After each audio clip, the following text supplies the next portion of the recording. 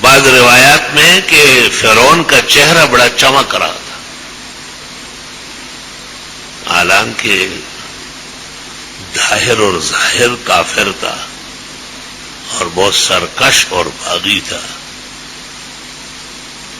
تو موسیٰ علیہ السلام نے اللہ تعالیٰ سے پوچھا کہ یہ کیا کر رہے ہیں آپ، اس کے چہرے پر یہ کہاں کا نور برسا رہے ہو؟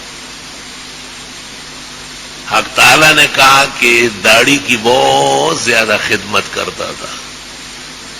اس زمانے کے فرعون کی بھی داڑھی تھی، اور آج کل کوچا خانوں کی داڑیاں نہیں، کوچا خانہ کوچا گل، ان کی داڑھی کے بغیر اسلام پورا ٹھیک ہے ان کا. اور ہر جمعے کو داڑھی صاف ستھری کرتا تھا، تیل ڈالتا تھا، کنگھی کرتا تھا. یہ بھی پتہ چلا کہ جمعے کی تعطیل اور مذہبی حیثیت تمام شرائع میں مسلم رہی ہے. لا الہ الا اللہ وحدہ لا شریک لہ. بہرحال اس زمانے میں سب کی داڑھی ہوتی تھی، مرد کی نشانی ہے کہ اس کا چہرہ داڑھی سے آراستہ پیراستہ ہو. اس سے یہ بات بھی معلوم ہوئی کہ خالی چند بال، جیسے کسی سے بلیڈ گم ہوا ہو یا کھینچی بیوی نے چرائی ہو اور اس کے چہرے پر وہ ساڑ کڑی ہو، ساڑ گندی گھاس، یہ داڑھی نہیں ہے. تو ایسے داڑھی کی نقل اتارتا ہے. داڑھی تو داڑھی کی طرح ہوگی. فقہا کہتے ایک مشت ہو، ایک قبضہ، اور اس سے کم کرنا قصدن ناجائز لکھا ہے، اور بالکل موڑنے کو تو بہت سخت الفاظ لکھے، کل مغاربہ و مخنثۃ الرجال فإلی اللہ المشتکیٰ. مسلمان کی حیثیت سے اور مرد کی حیثیت سے بہت جلد اس گناہ سے توبہ کرنا چاہیے. اور اب تو ایک اور تماشا بن گیا، حج سے آ جاتے ہیں اور جتنے کوتی تیوتے آن کلوتی، کوتا جیسا گیا ہے اسی طرح کوتا واپس آ گیا ہے، داڑھی کی ضرورت ہی نہیں. اس کو کہتے ہیں حج صاحب مبارک ہو. کیسا مبارک ہو؟ مبارک مانا قبول، اللہ تعالیٰ آپ کی عبادت قبول کرے. تو مجھے فکر یہ ہے کہ یا تو یہ داڑھی موڑنے کو گناہ نہیں سمجھتا، علماء کہتے ہیں گناہ کو گناہ نہ سمجھنا کفر ہے، اور یا یہ گناہ سمجھتا ہے لیکن توبہ نہیں کرتا. تو 5 آدمی ہیں جن کی بخشش نہیں ہوگی، جیسے شرک باللہ کا مرتکب، عاق الوالدین، آکل الربا، قاتل النفس، یا وہ شخص جو کسی فحشاء میں مبتلا ہو اور اس کے چھوڑنے کا ارادہ نہ ہو. تو عجیب بات ہے کہ حاجی صاحب داڑھی منڈا رہے ہیں اور گیربریت کا لوا اور آزا، گیربریت کا لوا اور آزا، اور یہ بتائی پخیرا نے پخیرا جی سے مبارک شاہ. یہ بات میری فہم و سمجھ سے بالا تر. اللہ تعالیٰ مسلمانوں کو گناہوں سے توبے کی توفیق دے. اور کتنے افسوس کی بات ہے کہ اتنے بڑے مقام پر، جس سے بڑا مقام آسمان کے نیچے زمین کے اوپر اسلام میں نہیں ہے، آخری عظیم رکن 5واں حج وہی ادا ہوتا ہے. اور وہاں جا کر کے اس نے مینا میں بھی نمازیں پڑھی، عرفات میں بھی دعائیں مانگی، ظہر اور عصر پڑھی، رات کو مزدلفہ آ کے مغرب اور عشاء پڑھی، ساری رات دعائیں مانگی، فجر غلس میں پڑھ کر دعائیں مانگی، سورج نکلتے ہی مینا آیا اور اس نے جمرہ عقبہ کی رمی کی، اور پھر متمتع اور قارن نے قربانیاں کی، اور یوں احرام سے نکل گیا، اور احرام سے نکلتے ہی اس نے داڑھی بھی منڈوا دی. یہ بہت افسوسناک بات ہے کہ مسلمان ٹس سے مس نہیں ہو رہا ہے. ہاں، وہ کسی نے کہا ہے نا کہ مکہ گئے، مدینہ گئے، قدس بھی گئے، جیسے گئے تھے گھوم پھر کے ویسے آ گئے. عجیب معاشرہ ہے کہ بھائی بیٹا داڑھی رکھے، ماں باپ کو تکلیف پہنچتی ہے. نمازیں پڑھنے لگے، یار یہ تو ابھی سے مولوی ہو گیا. مولوی ہونا آسان کام ہے؟ جنہیں آپ دیکھتے ان میں ایک بھی مولوی نہیں ہوتا، کو مولوی ہونے کی ہوا ہی نہیں لیتی.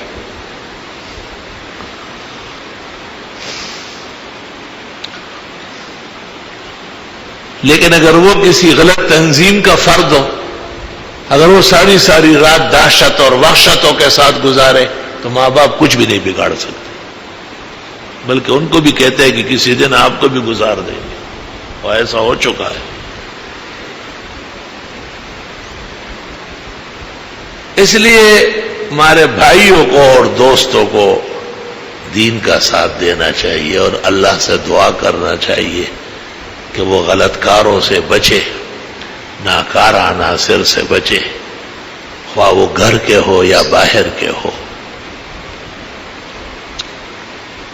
نالائق زوی چې مړ شي پلار ته خلاص شي، لکه غاښ چې په وتو د درد خلاص شي. رحمان بابا ہمارے پشتوں کے فخر و مفخر ہے. وہ کہتے ہیں نااہل و نالائق بیٹا جو غرق ہو جائے تو ماں باپ کی عزت بچ جاتی ہے. جیسے خراب دانت جب نکل جاتا ہے تو سکون آ جاتا ہے، ہاں دانت نکل گیا، آرام ہو جائے گا. نالائق زوی چې مړ شي پلار ته خلاص شي، لکه غاښ چې په وتو د درد خلاص شي.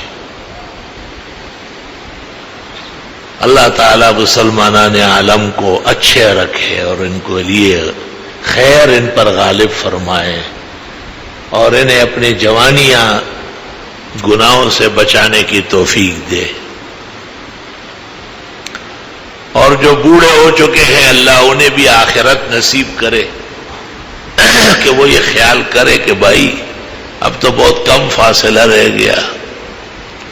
جوان تو اس خیال میں ہے کہ میں بوڑھا ہوں گا، لیکن بوڑھا کس خیال میں ہے کہ یہ پنگوڑے میں واپس جائے گا.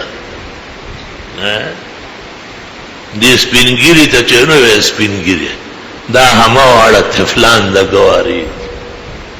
بعض ہے بوڑھے لیکن بچوں سے بدتر ہے، داڑیاں یہ مونڈ رہے ہیں، کینچیاں یہ لگوا رہے ہیں، عورتوں کی طرح رنگین کپڑے یہ پہنتے ہیں.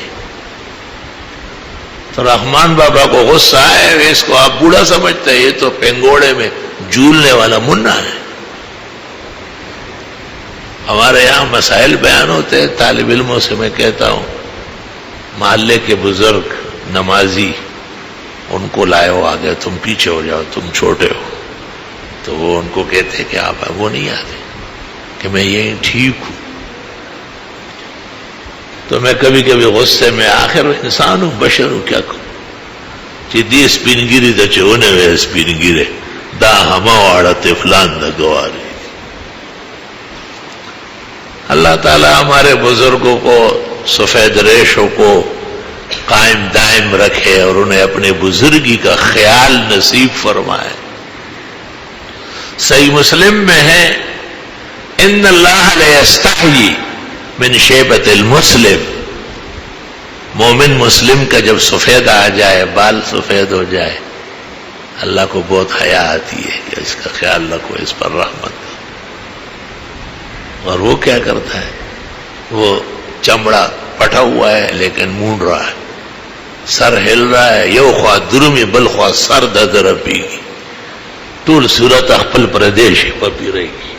تو میں کہتا ہوں خدا کو تو حیا آتی ہے، تمہیں حیا نہیں آتی کہ بس اب بزرگوں والے کام کرو نا، رہنے دو نا.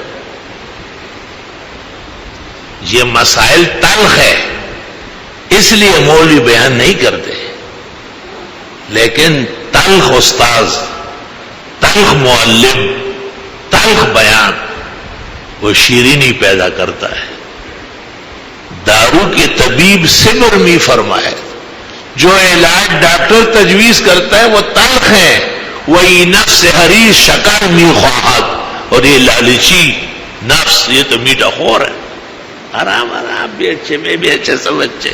تو برا کون ہے؟ یہ برائی جو ہو رہی ہے قرآن پاک کہتا ہے سود خورو، چور، زانی، بد چلن، یہ ان کو سنائے تاکہ ان میں احتیاط پیدا ہو جائے. ان کو خیال رکھنا چاہیے.